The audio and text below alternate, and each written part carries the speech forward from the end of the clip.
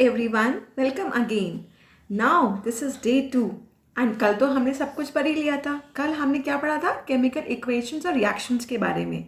पर हमने कोई क्वेश्चन सॉल्व नहीं करे थे. ठीक है, हमें एक्चुअली क्या चाहिए? हमें ऐसे क्वेश्चंस चाहिए जिससे हमें पता हो एग्जाम में कि इस टाइप के क्वेश्चंस आ सकते हैं. जैसे मल्टीपल चॉइस क्वेश्चंस है तो किस तरीके से क्वेश्चंस क्लिक कर सकते हैं, या फिर अगर पैसेज टाइप क्वेश्चन है तो किस तरीके का क्वेश्चन आ सकता है, या असर्शंस एंड रीजंस है तो कैसे हो सकते हैं. ठीक है, तो मैंने क्या करा है, 5 क्वेश्चंस पिकअप करे हैं जो डिफरेंट स्टाइल के हैं, जिससे कि जब आप एग्जाम में बैठो तो आपको ये ना लगे अरे ये कैसे क्वेश्चन आ गए, इस तरीके का तो हमें प्रैक्टिस किया ही नहीं था. ठीक है, देखो आई कैन नॉट बेट कि भाई जो क्वेश्चन मैं कराऊंगी बिल्कुल वैसे ही एग्जाम्स में आएंगे. ठीक है, बट मैंने क्या किया है, जो प्रीवियस ईयर क्वेश्चंस देखे हैं उसमें जो क्वेश्चंस बहुत ज़्यादा रिपीट होते हैं या जो ट्रेंड बहुत रिपीट होता है उन्हीं को मैंने इनकॉर्पोरेट किया है इस लेसन में. एंड ऑल्सो जो मैंने आपको फेसबुक एंड इंस्टा पे जो मैं आपको क्वेश्चन पोस्ट करूँगी वो भी बहुत डिफरेंट स्टाइल के क्वेश्चंस हैं जिन्हें आप प्रैक्टिस करोगे तो आपको लगेगा कि हाँ दीज फॉर समथिंग जो हमें करना चाहिए था प्रैक्टिस. राइट, तो पहला क्वेश्चन अगर आप देखो इसमें क्या है, right a balanced chemical equation for each of the following reactions and also classify them. ठीक है, तो अभी ये जितने भी आपके इक्वेशंस हैं ये वर्ड फॉर्मेट में हैं. इसको आपको सबसे पहले सिंबॉलिक फॉर्म में लिखना है. ठीक है, केमिकल इक्वेशंस लिखनी है, उसके बाद आपको बैलेंसिंग करनी है और उसके बाद आपको बताना है कि किस तरीके की हो सकती है, कॉम्बिनेशन है, डिकम्पोजिशन है, रिडॉक्स है, डिस्प्लेसमेंट है, वो सब चीज़ें. ठीक है, तो हम इसको स्टार्ट करते हैं. पहली बात तो आप लोगों को पता होना चाहिए कि लेड है उसकी वैलेंसी कितनी है, एसीटेट है उसकी क्या है, तो ये सब चीज़ें पता होनी चाहिए, तभी हम इसकी फॉर्मूलेज बना सकते हैं और इक्वेशंस लिख सकते हैं. ठीक है, अभी हम देखें जो लेड है, लेड का सिंबल क्या होता है, Pb. ठीक है, ये होता है +2 और एसीटेट कितना होता है, CH3COO और माइनस. जब ये क्रॉस मल्टीप्लाई करेगा तो फॉर्मूला कितना बन के आएगा, PbCH3COO और ये यहाँ पे 2 आएगा. ठीक है, तो लेड एसीटेट का सॉल्यूशन है तो हम लिख सकते हैं PbCH3COO और फिर यहाँ पे 2 लिखेंगे. इस treated with dilute hydrochloric acid जो कि हमें पता है कि HCl है. ठीक है, and it forms lead chloride. तो लेड हमें पता है Pb इज +2, Cl इज -1, तो क्या फॉर्मूला आएगा, PbCl2. ठीक है, एंड एसिटिक एसिड, तो वो हमें पता है एसिटिक एसिड क्या होता है, CH3COOH. ठीक है, ये कंपाउंड है, ये भी एक कंपाउंड है, अगेन ये कंपाउंड है और ये भी कंपाउंड है. तो लग रहा है कि किस तरीके की रिएक्शन है, ये डबल डिस्प्लेसमेंट रिएक्शन लग रही है, क्योंकि डबल डिस्प्लेसमेंट रिएक्शन में ही रिएक्टेंट्स में कंपाउंड्स होते हैं. We have 2 compounds there. Right, अब चेक करते हैं क्या ये बैलेंस्ड है.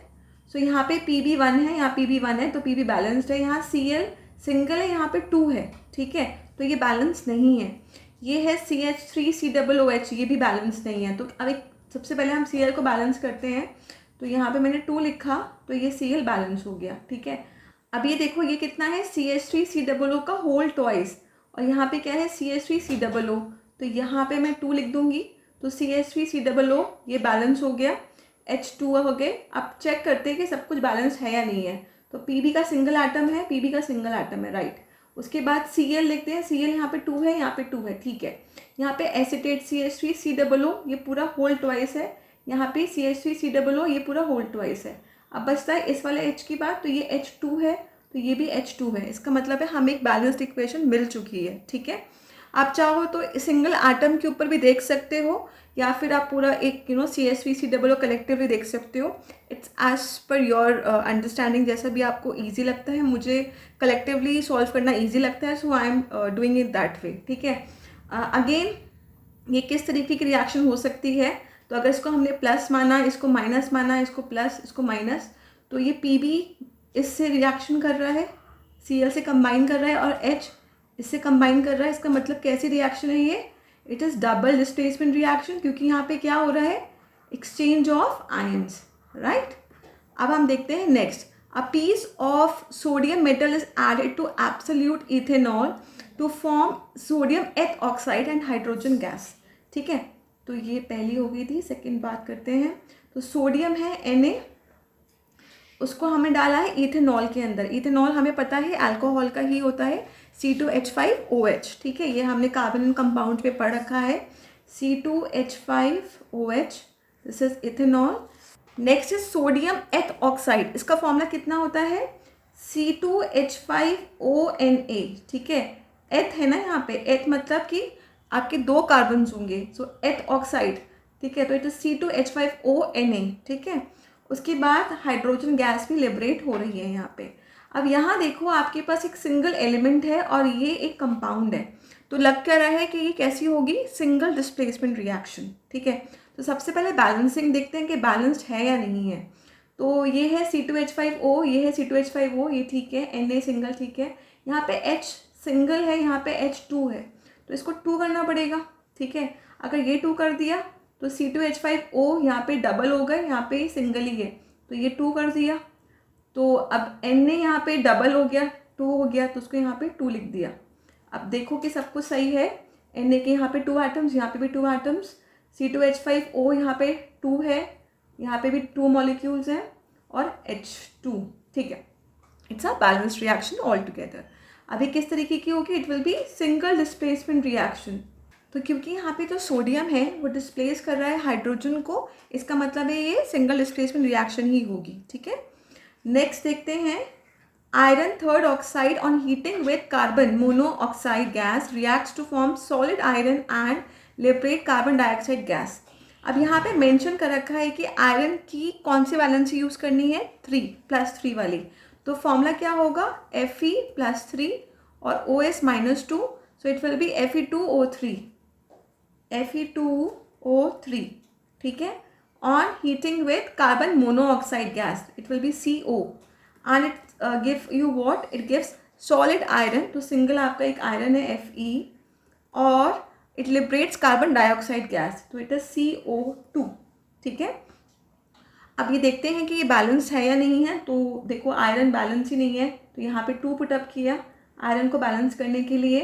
अब ऑक्सीजन यहाँ पे कितना है, 4, और कार्बन कितना है, सिंगल है, ठीक है। यहाँ पे अगर आप देखो तो ऑक्सीजन कितना है, 2 और कार्बन सिंगल, तो इसका मतलब है कि अगर मैंने यहाँ पे 3 प्लेस किया तो ये कितने हो जाएंगे ऑक्सीजन, 3 और 3 6, और कार्बन 3 हो गए, तो यहाँ पे इस तरीके से now it is a balanced equation. अगर आप देखो कि आयरन ऑक्साइड या बोल सकते हैं फेरिक ऑक्साइड, ये किस में हो रहा है कन्वर्ट, आयरन में, ठीक है, there is loss of oxygen, इसका मतलब है लॉस ऑफ ऑक्सीजन क्या होगा, रिडक्शन, ठीक है। और कार्बन मोनोऑक्साइड जिसके पास सिंगल एक ऑक्सीजन था, अब इसके बाद 2 ऑक्सीजन्स हैं, इसका मतलब क्या है कि एडिशन ऑफ ऑक्सीजन हो रहा है, तो ये कैसा होगा, it will be oxidation. So in total जो ये रिएक्शन है वो कैसी होगी, it would be a redox reaction, so this is a redox reaction, ठीक है। अब बात करते हैं लास्ट इक्वेशन की, hydrogen sulphide gas, so it is H2S reacting with oxygen gas which is O2 to form solid sulfur which is S and liquid water which is H2O, ठीक है। देखते हैं बैलेंसिंग इसकी, so this is H2 O, यहाँ पे 2 है, यहाँ पे सिंगल है, तो मैंने यहाँ 2 पुटअप किया, तो ये H4 हो जाएगा, तो यहाँ पे 2 पुटअप करूँगी। अब ये H2 हो गया है यहाँ पे, तो यहाँ पे 2 पुटअप करूँगी। अब चेक करते हैं, H बैलेंस्ड है, O is balanced and S is also balanced, ठीक है। यहाँ देखिए ये है H2S और ये है S, ठीक है।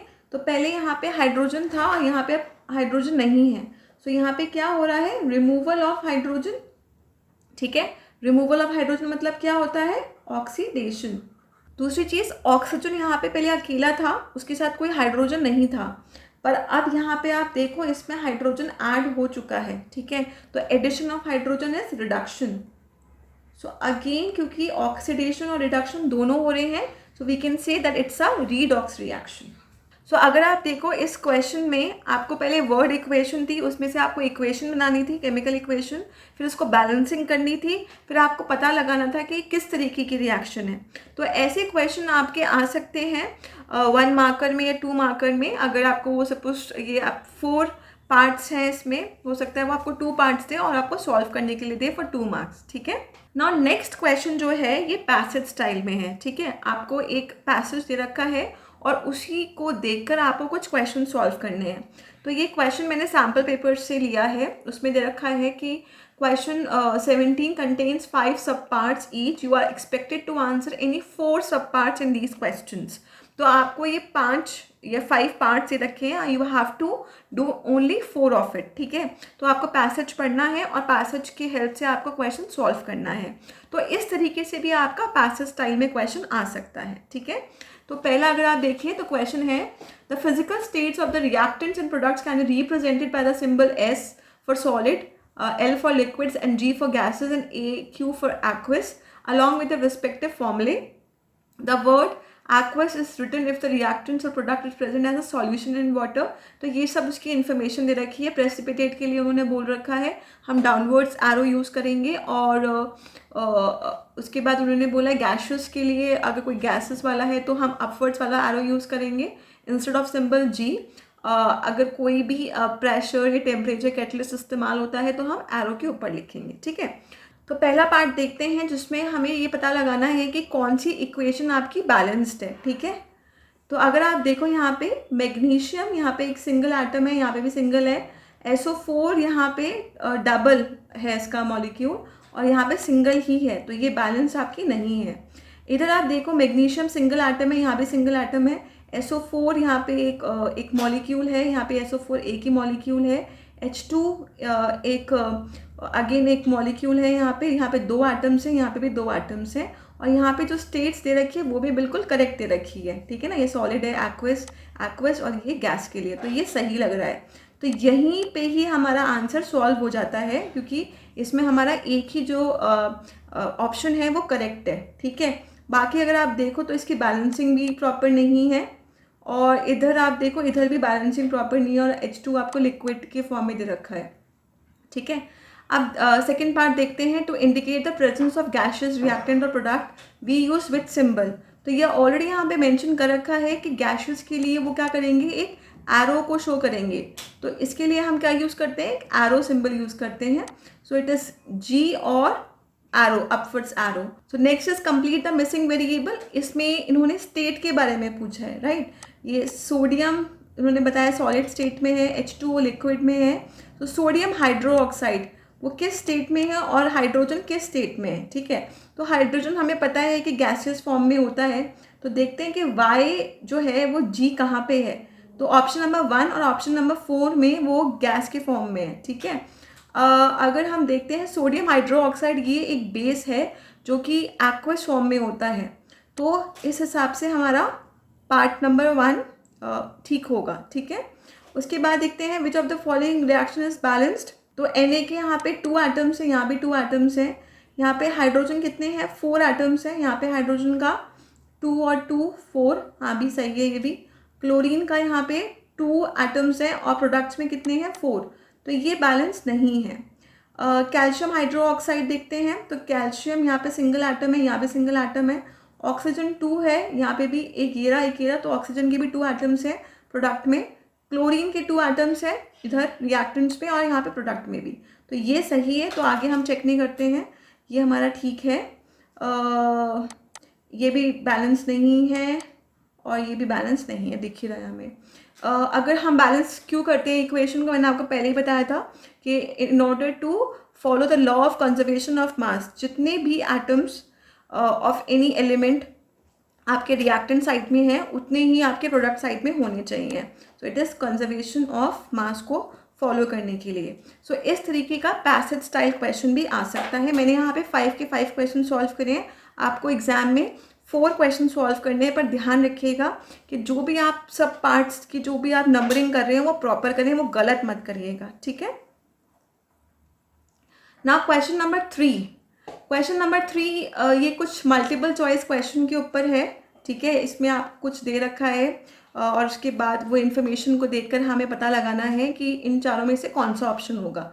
So it is basically MCQ based question, ठीक है। इसमें क्या है कि कैल्शियम ऑक्साइड जो कि क्विक लाइम है, अगर वो वाटर से रिएक्ट करता है so it gives you calcium hydroxide, और बोल रखा है कि ये विगरस रिएक्शन है। विगरस मतलब यहाँ पे हीट एनर्जी भी लिबरेट हुई होगी, और ये मैंने आपको पहले भी बताया था कि काफ़ी विगरस रिएक्शन होती है, ठीक है। तो अगर आप देखो यहाँ पे रिएक्टेंट्स में कितने हैं, 2 रिएक्टेंट्स और सिंगल प्रोडक्ट है। इसका मतलब ये कैसा होगा, it is combination reaction, 2 reactants combine करके एक सिंगल प्रोडक्ट बना रहे हैं, तो कंफर्म ये कॉम्बिनेशन रिएक्शन तो है ही। अब क्योंकि हीट एनर्जी लिबरेट हो रही है, निकल रही है, इसका मतलब है एक्सोथर्मिक भी होगी, ठीक है। तो ये किस तरीके की रिएक्शन होगी, it will be combination reaction plus exothermic, because हमें पता है कि मोस्टली कॉम्बिनेशन रिएक्शन एक्सोथर्मिक होती ही है।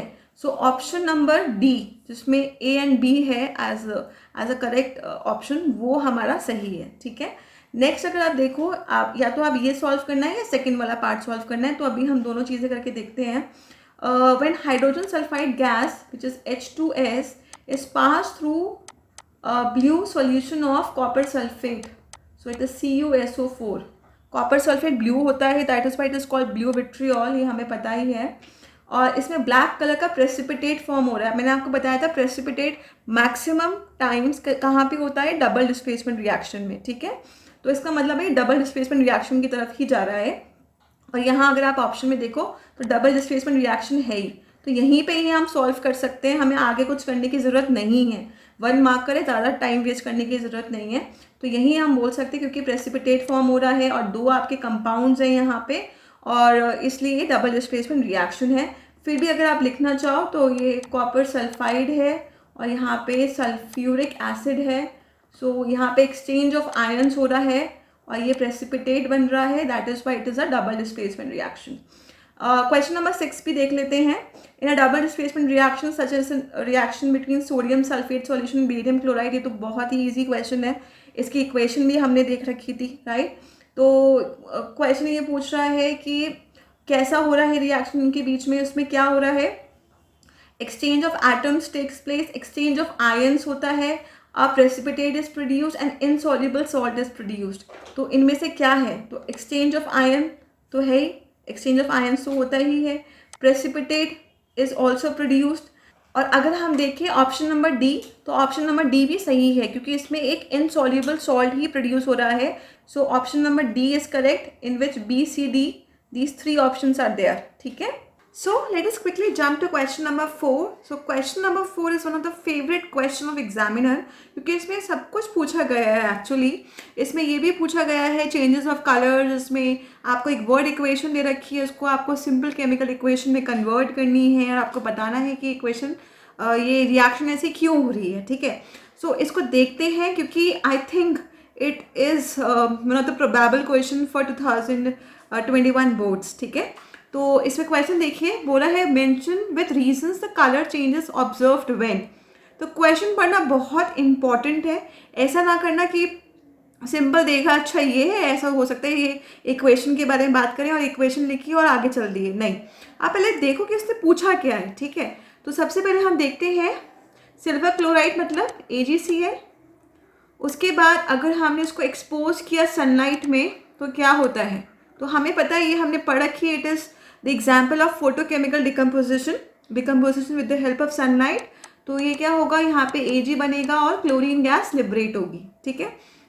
अब जो ये आपका सिल्वर क्लोराइड है, ये आपका वाइट कलर का होता है, this is silver in colour, और क्लोरीन जो गैस है आपकी वो येलोइश ग्रीन इस तरीके की कलर की आपकी गैस लिबरेट होती है, ठीक है। सो अभी उन्होंने पूछा है कि कलर चेंज क्यों हुआ है, तो हम बोल सकते हैं it is because of the photochemical decomposition that the silver chloride is now change to silver and chlorine gases liberated. इसको हम बैलेंस कर सकते हैं बिकॉज हमें पता है कि बैलेंस इक्वेशन करना इम्पॉर्टेंट है, ठीक है। और यहाँ पे हम लिख सकते हैं that it is the example of photochemical decomposition, ठीक है। इस तरीके से आपको आंसर्स फ्रेम करने हैं कि जो भी चीज़ें उन्होंने पूछी है वो आप वहाँ पे मेंशन करो। सेकंड अगर आप देखो तो उन्होंने पूछा है, सेकंड एग्जांपल है copper powder is strongly heated in the presence of oxygen. तो कभी भी अगर कोई चीज़ बर्न होती है तो वो हमेशा ऑक्सीजन से रिएक्ट करती है, ठीक है। तो मैंने इसको ऑक्सीजन से रिएक्ट कराया तो ये आया कॉपर ऑक्साइड, ठीक है। अब यहाँ बैलेंस करेंगे तो ये 2 आएगा और यहाँ पे 2 आएगा। अब जो भी कॉपर है ये रेड ब्राउन कलर का होता है और कॉपर ऑक्साइड आपका ब्लैक कलर का है, ठीक है। तो अब ये पूछ रहा है कि ऐसा क्यों हुआ, ऐसी रिएक्शन क्यों हुई, क्योंकि अगर आप देखो तो copper is getting oxidised, copper के ऊपर एक ऑक्सीजन की लेयर बन रही है, ठीक है। दैट इज वाई जो उसका कलर है वो रेडिश ब्राउन से ब्लैक कलर पे हो गया, क्योंकि ब्लैक कलर की कोटिंग हो गई। तो आप बोल सकते हैं this is because of the oxidation reaction, ठीक है। और ये एक कॉम्बिनेशन रिएक्शन का भी एग्जाम्पल है, क्योंकि दो रिएक्टेंट्स कंबाइन करके एक सिंगल प्रोडक्ट बना रहे हैं, ठीक है। तो आप बोल सकते हैं because the copper is getting oxidised and that is why the colour is change from reddish brown to black, ठीक है। अब ये तो बहुत ही सिंपल है, piece of zinc is dropped in copper sulphate solution. तो जिंक और कॉपर सल्फेट की बात करते हैं तो ये कौन सी कलर का होता है, it is blue in colour, right. अब अगर आप इसको रिएक्शन करोगे तो zinc is more reactive than copper, ये हमें पता है। तो जिंक क्या करेगा, कॉपर को डिस्प्लेस कर देगा, उसको हटा देगा वहाँ से, और क्या बनाएगा, जिंक सल्फेट, और ये आया कॉपर। अब ये जिंक सल्फेट कैसा होता है, it is a colourless solution. तो ऐसा क्यों हो रहा है, it is because of single displacement reaction. Zinc being more reactive than copper is displacing copper from its position and is forming zinc sulphate which is colourless. That is why the colour is change from blue to colourless, ठीक है। तो ये आपको mention करना है। और ये किस तरीके की रिएक्शन है, this is the reaction single displacement reaction. तो ये आपका 3 मार्क का क्वेश्चन है, एक एक पार्ट आपका 1-1 मार्क कैरी कर रहा है। और इस तरीके से आप with equation and with the help of कि कौन से इक्वेशन टाइप ऑफ रिएक्शन है और कौन से कलर के कंपाउंड्स हैं, आप इसको एक्सप्लेन कर सकते हो बहुत अच्छे से, ठीक है।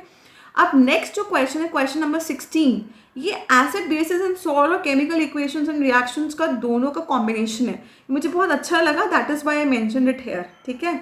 अब ये क्वेश्चन क्या बोल रहा है कि सोडियम हाइड्रोक्साइड जब रिएक्ट करता है जिंक से तो क्या होता है, ठीक है। तो ये अगर आप देखो, ये आपने मेटल्स एंड नॉन मेटल्स में आप ये रिएक्शन देखोगे तो जिंक बेसिकली क्या है, जिंक एक मेटल है और हमें पता है कि ये इसका जो ऑक्साइड होता है वो एम्फोटेरिक ऑक्साइड होता है, ठीक है। तो सोडियम हाइड्रोक्साइड अपने आप में क्या है, इट इज़ अ बेस, ठीक है। और जिंक अपने आप में क्या है, जिंक एक मेटल है, पर जिंक का जो ऑक्साइड वाला फॉर्म होता है वो एसिड की तरह भी बिहेव कर सकता है और बेस की तरह भी बिहेव कर सकता है, राइट। तो इसमें क्या होता है, इसमें हमारा जिंकेट आयन होता है। जिंकेट आयन क्या होता है, ZnO2, और उसका क्या होती है आयनिक फॉर्म क्या होती है, 2-, ठीक है। अब ये जो जिंकेट आयन है जब ये सोडियम से रिएक्ट करता है विच इज़ +1, तो यहाँ पे सिंपल जिंक रिएक्ट नहीं करेगा, जिंक जो जिंक की ऑक्साइड फॉर्म है जिंकेट आयन, वो रिएक्ट करेगा सोडियम से in order to form salt, ठीक है। तो क्या होगा, यहाँ पे ये क्रॉस मल्टीप्लाई हुआ तो इट विल बी Na2ZnO2।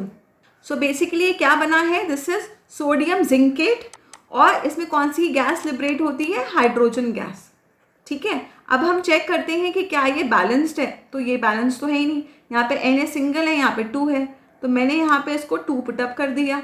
तो यहाँ पे 2 पुटअप किया तो Zn सिंगल है, O यहाँ पे 2 हो गया, O यहाँ 2 हो गया, H2 हो गया। So now it is a balanced equation, ठीक है। नेक्स्ट देखते हैं, कैल्शियम कार्बोनेट जब रिएक्ट करता है वाटर से और carbon, this is carbon dioxide, ठीक है। तो ये रिएक्शन भी हमने पढ़ रखी है, ठीक है, कि जब कैल्शियम कार्बोनेट वाटर और कार्बन डाइऑक्साइड से रिएक्ट करता है तो क्या बनाता है, कैल्शियम बाइकार्बोनेट, ठीक है। ये हमने पढ़ा था ना कि जब कैल्शियम कार्बोनेट फॉर्म हो जाता है और उसमें जब हम कार्बन डाइऑक्साइड गैस पास करे जा रहे हैं तो क्या होता है, ये basically acid basis and salts का ही पार्ट है, बट क्योंकि इसमें बैलेंसिंग भी है इसलिए मैं यहाँ पे डिस्कस कर रही हूँ, ठीक है। So what it will form calcium bicarbonate. अब कैल्शियम इज +2 और bicarbonate is -1, so cross multiply करेंगे तो कितना आएगा, CaHCO3 का होल ट्वाइस, ठीक है। अब देखते हैं कि ये बैलेंस्ड है, तो Ca सिंगल एटम है, यहाँ पे सिंगल है, H2 है, कार्बन आपका डबल है, यहाँ पे भी कार्बन आपका डबल है, O आपके 3, 4, 5, 6 है, यहाँ पे भी 6 है, तो it's a balanced equation all together. HCl को अगर हम वाटर में डालते हैं तो HCl एक एसिड है, अगर आप वाटर में डालोगे तो क्या होगा, it will break down into ions, वो H+ और Cl- आयंस में टूट जाएगा।